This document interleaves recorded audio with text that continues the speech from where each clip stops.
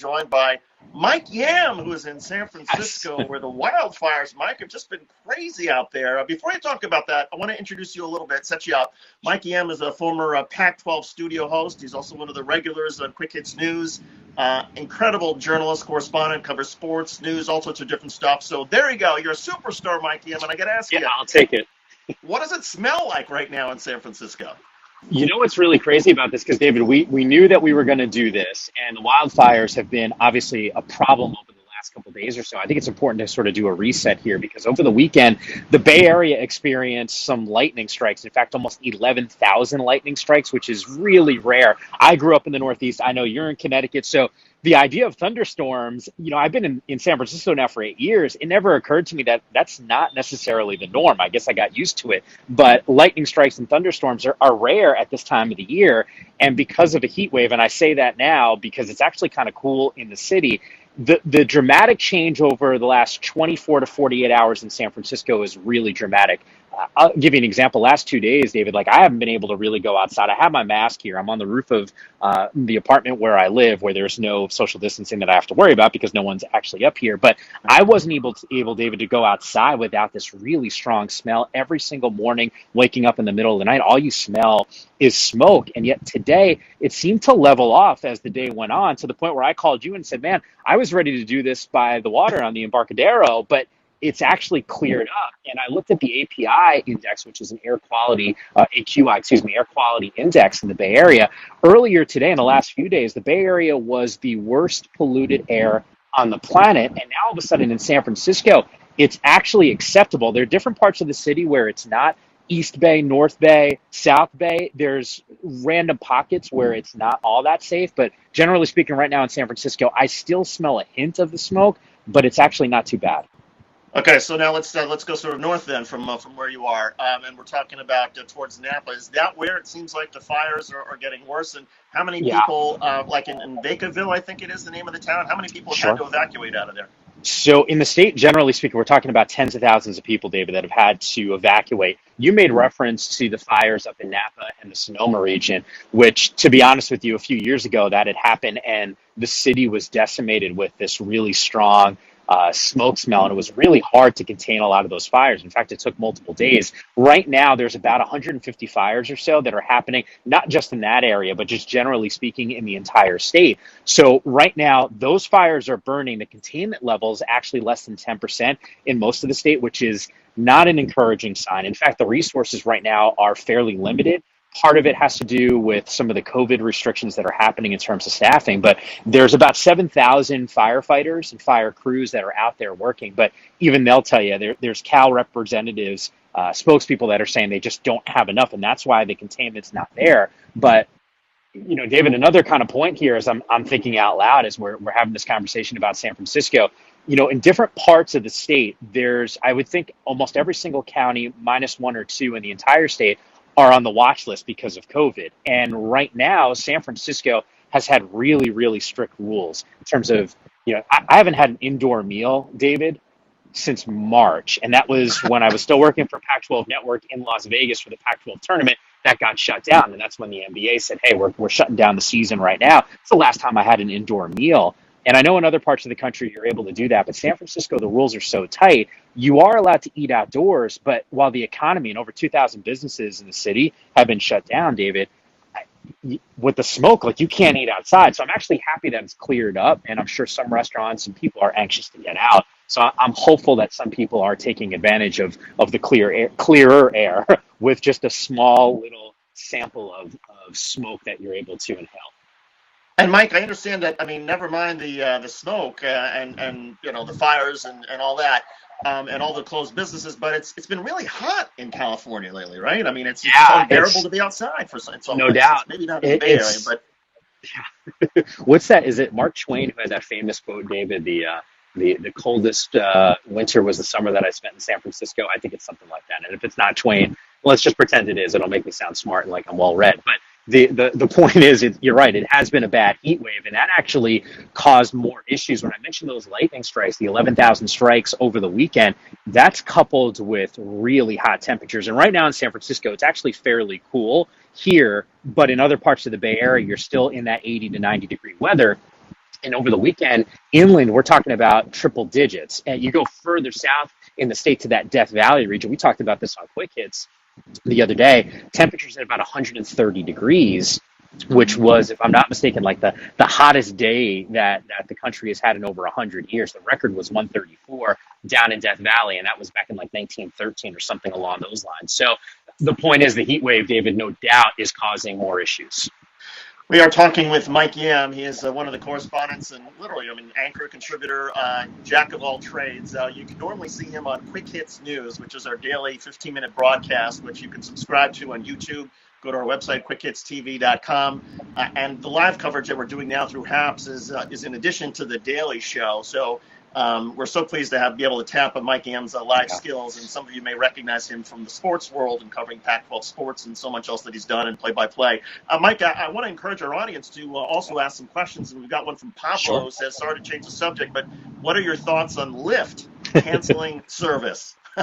Pablo, good question, especially as a guy that uses Lyft and Uber and a lot of those ride shares. I think one of the big issues here in the city, at least in San Francisco, I don't know how dramatic it actually is due to the fact that, David, a lot of people, the restrictions, once again, because of COVID, are so significant in San Francisco. In fact, in the Bay Area, generally speaking, San Francisco's probably got the most conservative rules, so certainly an issue. But I know from an economic standpoint, there's been a lot of buzz and a lot of conversation about whether or not a lot of these drivers are employees and the types of benefits that they are going to be eligible for. David, we talk about this. You go through the COVID numbers at the start of every single Quick Hits episode. And I think from an economic standpoint, in a state like California, where the unemployment numbers continue to rise, there's so many people that are, how many times have you gone into a Lyft or an Uber and you strike a conversation with them, and that's kind of their side hustle, or some of them are driving for their full-time jobs because of the flexibility. So to me, it's a really significant topic, the fact that Lyft is now canceling some of those rides, because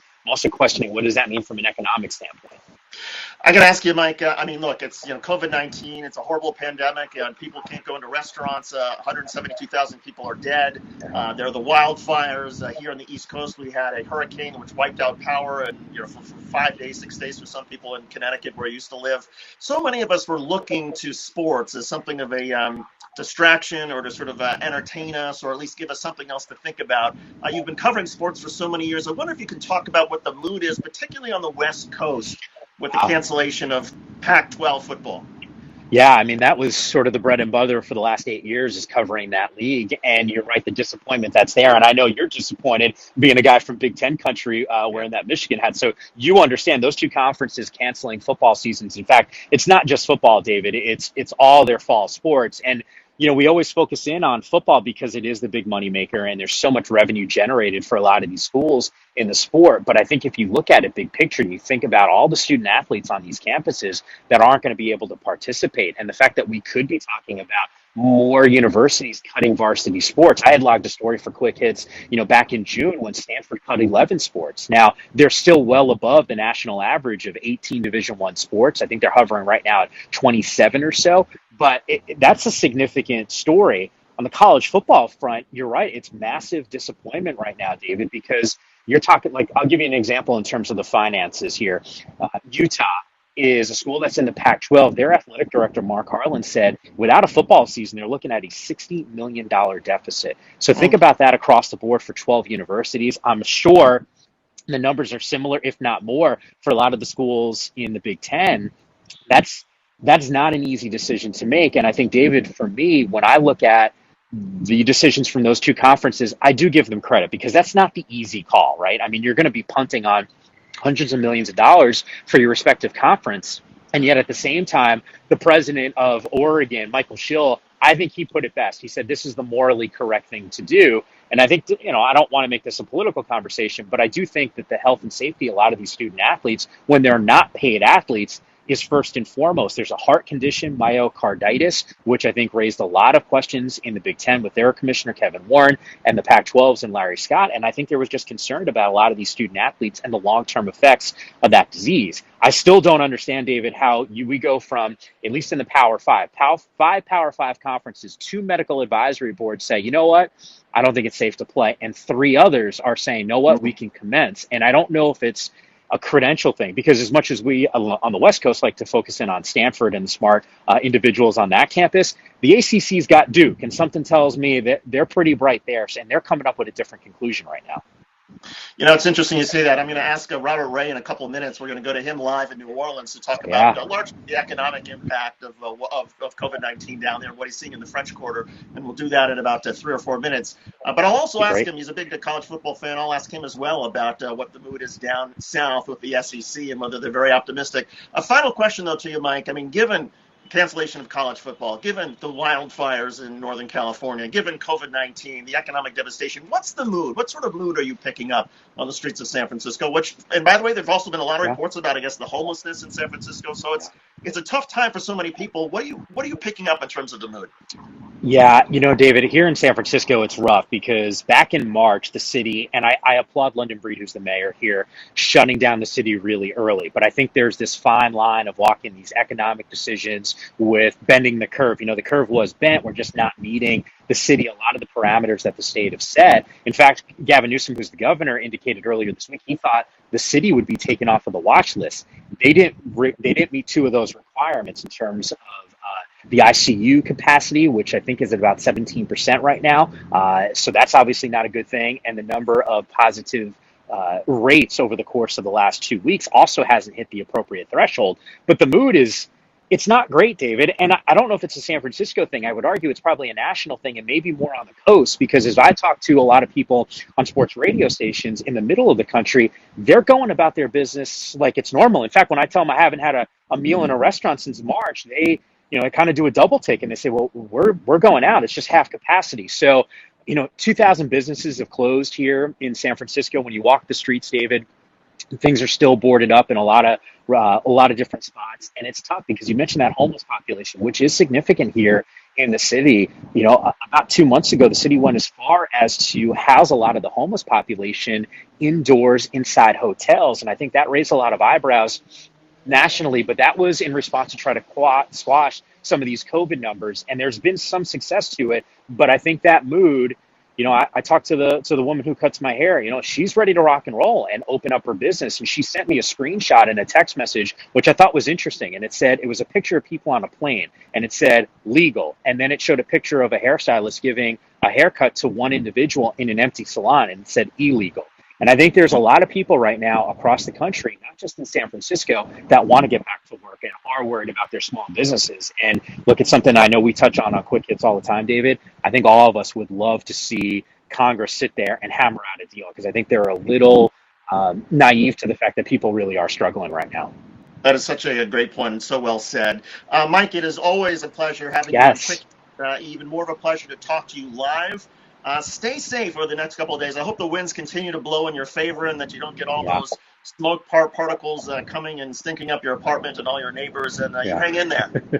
Absolutely. Looking forward to another edition of Quick Hits, because it has been awesome to be a part of this team, David, knowing that you can get all of your news in 15 minutes and cover so many stories. It's been an absolute blast the last few weeks. Thanks. Well, you're a crucial part of it. Mike, thank you. We're going to hang up with Mike, and then what I'm going to do now is I'm going to essentially remove Mike as a guest, and I'm going to invite Robert Ray, who's going to join us from New Orleans, if I can do this correctly. And by the way, if you're wanting to know more about the HAPS technology, you can just simply go to the website, or you can, there's Robert Ray, or you can just sort of follow along. I'm inviting Robert Ray, who's going to join us from New Orleans, and he'll pick up in just a minute. But, it's so interesting, folks. I mean, given, COVID-19 and all the problems, you look at the compounding issues that the people are having to deal with out here. As I said, on the East Coast, it was just 2 weeks ago. And literally, there were 1 million people in the state of Connecticut who lost power. And for, hundreds of thousands of them were not able to get that power until literally for 6 or 7 days. We are so pleased to be joined now by Robert Ray. He is also one of our Quick Hits correspondents who is joining us now from the French Quarter in New Orleans. Robert, how you doing? David, I'm good. It's very humid and sweaty and hot here, and I am the apprentice of Darth Sith right now with this mask on, because it's not safe to not have it on. But other than that, I'm good. How are you? Robert, we're great. We were just talking with Mike Yam in San Francisco on the California wildfires, and I apologize to everybody that we're sort of changing topics, and the title of this newscast may be a little bit misleading at this point. But Robert Ray, I mean, Mike spoke a little bit about the economic impact of COVID-19 in San Francisco. You're in the French Quarter, New Orleans. Tell us what you're seeing there in terms of the economic devastation in New Orleans. Yeah, well, I mean, let me pop over here and just kind of give you a glimpse of just part of the French Quarter. You see the boarded up doors, and behind me, the windows, and that is essentially what much of the French Quarter looks like. I mean, I'm going to continue to walk while we chat here, but you know, the tourists are really not in town. Hotels are not full. Many of the restaurants have not reopened. All the bars are closed. If they do not serve food, they are shut down by city ordinance. And so what you have here on a Thursday evening is essentially a lot of locals walking around the quarter, sort of meandering in and out. I have spent the past day and a half here reporting and talking to people, business owners and employees in the hospitality industry who tell me that the situation is totally dire, that there are people who have actually left this incredibly historic city, which is over 300 years old, which is older than the United States. And so many of them have left looking for job opportunities instead of waiting around here nearly 6 months after the pandemic has hit. And this entire, downtrodden period obviously is due to COVID-19.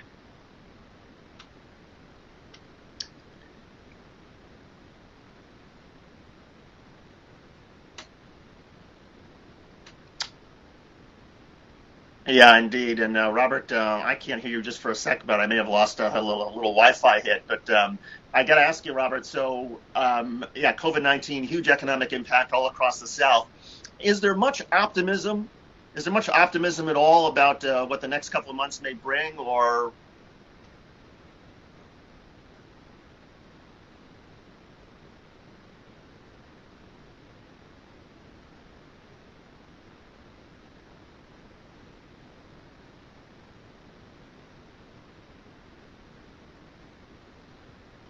Robert, I'm going to ask you if you might have, we're having a little audio problem, and see if there's any chance that maybe you hit the mute button on your phone by mistake there, because we've dropped audio, and I can now tell that not only can I not hear you, but it sounds like your audio is not coming out. So we'll give Robert a second and see. It might also be focusing on where some of the technology also, of course, depends on Wi-Fi and how we're doing with Wi-Fi. But you know what I could do is let's do this. There he is. It's back. David, I can hear you and see you. Okay, so pick up with whatever you were just saying about whether people are hopeful or not down in the French Quarter in New Orleans. Yeah, let me put it.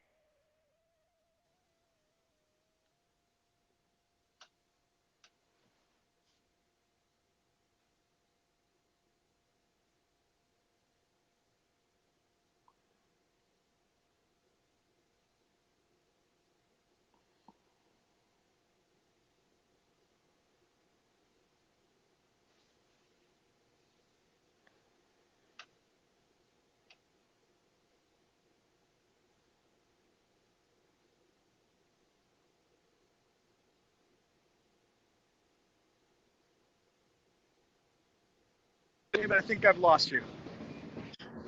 You're back. You know what? It may be you're back now. I can hear you now. I just picked up the very end. It may be, Robert, that when you switch from when you're sort of walking along there, the Wi-Fi and maybe some interference. But you stay where you are. Yes. And I want to ask you a question that related to what I was talking about with Mike Yam, and that is, as so many of us, we're looking forward to things like college football to provide some sort of relief from the economic devastation from COVID-19. Mike was talking about the impact of Pac-12 football being canceled. I know you're a huge college football fan. What do you make of the fact that both the Big Ten, the Pac-12 come to the same sort of conclusions about COVID-19? The SEC, other conferences where you are, see the same medical information and decide, no, we're still going to try to play. What's been the mood about all of that? I think that it probably was a very tough decision by the Big Ten and the Pac-12 to halt college football.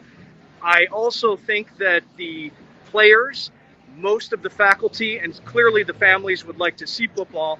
occur in the Midwest and in the Pac-12. And I personally, like you said, as a huge college football fan, would love to see it. And I think that things can happen safely. I have been traveling America since this all began, and I have been safe. I've taken the precautions.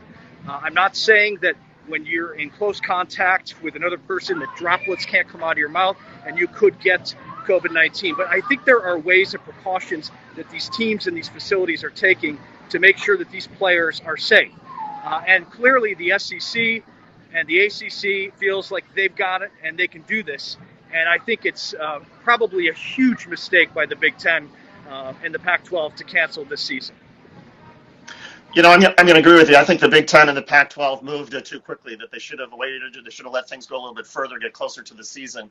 Robert, I want to ask you about your travels, because people who, they've seen you on Quick Hits News, they may have seen your work in the Washington Post, the pieces that you've done. You have literally put on, 20,000 miles, I think it is, since March, traveling through Florida, through Georgia, through New Orleans, all over the place. What are some of the stories that have stood out the most to you as you've been talking with ordinary folks about the impact of COVID-19? What jumps out to you the most? What jumps out to me the most, what's universal across the country, is the fact that most people's paychecks are completely depleted, and they're concerned about their careers and their jobs going forward. Also concerned about their kids and education. Those are the things that pop out to me, and they continue to go. I mean, it seems like there's no end at this point for the general population and the people I talk to. And the other issue is that, we have the presidential election going on a couple of months until we find out, who the president is. But I'll be honest with you, from the ground, when I ask the question to people, what are your concerns about, politics and the presidential election, and can Trump help you, and can Biden help you if he is elected? Everyone sort of just grimaces and goes, we can't hear it anymore. We simply can't hear it. And the frustration is palpable from the ground, from residents all across the country. And to be honest with you, another thing I hear generally and a lot is that they want the politicians to hit the ground. Like, come on down to the French Quarter and see the boarded up restaurants and the people losing their jobs, instead of, giving the speeches on TV that frankly, no one really wants to hear. And there's frustration out here for sure, David. And particularly in a place like the French Quarter, and we're talking with Robert Ray. He's part of Quick Hits News. We're doing live coverage of Robert Ray in the French Quarter in New Orleans, showing us some of the boarded up restaurants and shops, and quite a different city from the New Orleans so many of us have come to know through the years. Robert, is the sense there that it's more of a local or state or regional solution to try to bring back a city like New Orleans and the businesses in the French Quarter? Exactly, perfectly stated question, David. I had a long conversation with a business owner today, and she said to me, this is not a national issue here. It never has been. Her response when I asked a similar question was, have we ever really gotten help from the federal government here? And she has a point. I mean, of course, the feds have helped in the aftermath of Katrina. It took some time. The BP oil spill was a bit of a disaster on many levels there. So yes, they feel, at least the people I've spoken to, that if anything is going to help them forge forward and continue to have this city, which has been beaten down so many times, make a comeback, that it's got to happen at the grassroots level. Local officials, the mayor, council people in the parishes, and the governor of the state of Louisiana. Because right now there are over 400,000 Louisiana residents collecting about $246 a week for unemployment, and they need more. And Governor David Bell Isle says they're going to get more, but there's no timetable. So there's a lot of mistrust here. That's the best way I can say it.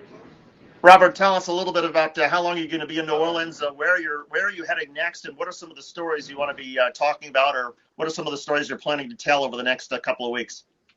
Yeah, so I'm not going to be in New Orleans too much longer. Tomorrow I have some things to take care of. It was raining this afternoon, and so when you're out in in the elements, trying to news gather and do interviews. Sometimes that puts a stop to it. So I'll be here tomorrow a little bit, and then I'm going to head up to the Mississippi Delta, actually, because I was there earlier during the pandemic, and I'm going to see how they're doing as far as their health care and exactly whether or not the poorest place in America, the Mississippi Delta in the poorest state, which is Mississippi, can make it through this same way that New Orleans is trying to get through it. And then, David, of course, we have 2 active tropical systems out in the Atlantic that were both back to back that potentially could come into Florida and into the Gulf of Mexico. So I'm going to stay a little bit close to the Gulf Coast in case I got to pop back down and try to cover some of that activity. Well, Robert, final question, and we'll let you go, and then we're going to hit a reset here and join Michael Schur in just a couple of minutes to talk about the Democratic Convention. But you mentioned the storms. We started the top of the hour by talking about the wildfires in Northern California. I know that it's a fairly Catholic religious part of the country that you're in now. Do people talk about why is it that here 2020 it seems like we're facing things of biblical proportions that are testing all of us? I mean, fires, hurricanes, there are earthquake tremblers, the economy's been devastated. I mean, is there any way to make sense of this? No, but I'm since I'm in the land of voodoo and prophecy, I may go tomorrow morning and potentially get the old palm read and maybe get some insight into exactly what the hell is going on here in 2020. And if we can find some sort of peace anywhere, because you're right, we have a virus, we have an economic collapse, not the stock market anymore, but jobs all around the country. We have kids who are trying to learn under remarkable, unprecedented circumstances, parents trying to get to their jobs. We have fires, we have tropical storms, we have hurricanes, we have killer insects earlier a few months ago. I swear when I say this, I have, tongue in cheek, have had many conversations with friends and colleagues and said, I will not be surprised if a UFO comes down and I have to go cover it. I'm just literally going to say, well, okay, here we go. And I won't even be shocked. That's 2020 in a nutshell. Well, Robert, I am glad that there are at least a few journalists, yourself and a few others, that are out there to cover this mess. There's still some decent reporters with total integrity, and you are at the top of the list. Robert Ray's with Quick Hits News. You can catch him on our show. You can also see his work in the Washington Post. He is all over the folks' place. He is a true road warrior. And, Robert, we so appreciate the live report from the French Quarter in New Orleans. Good luck to you, and stay safe over these next couple of weeks, okay? Yeah, David, thank you. Thanks for the kind words, and just a total honor to be a part of this team and contribute as much as we can in a time that journalism, media needs to be held accountable in a huge way. I took the oath to be a field reporter, and so I should be out here doing this as an absolute service to the general public. Now we just got to get the other, 80% of the media to figure out exactly what being a reporter actually is. But thank you, David. Absolutely. Okay, we're going to hang up with Robert Ray. We're going to take a break, 2 minutes. We're going to come back with Michael Schur and preview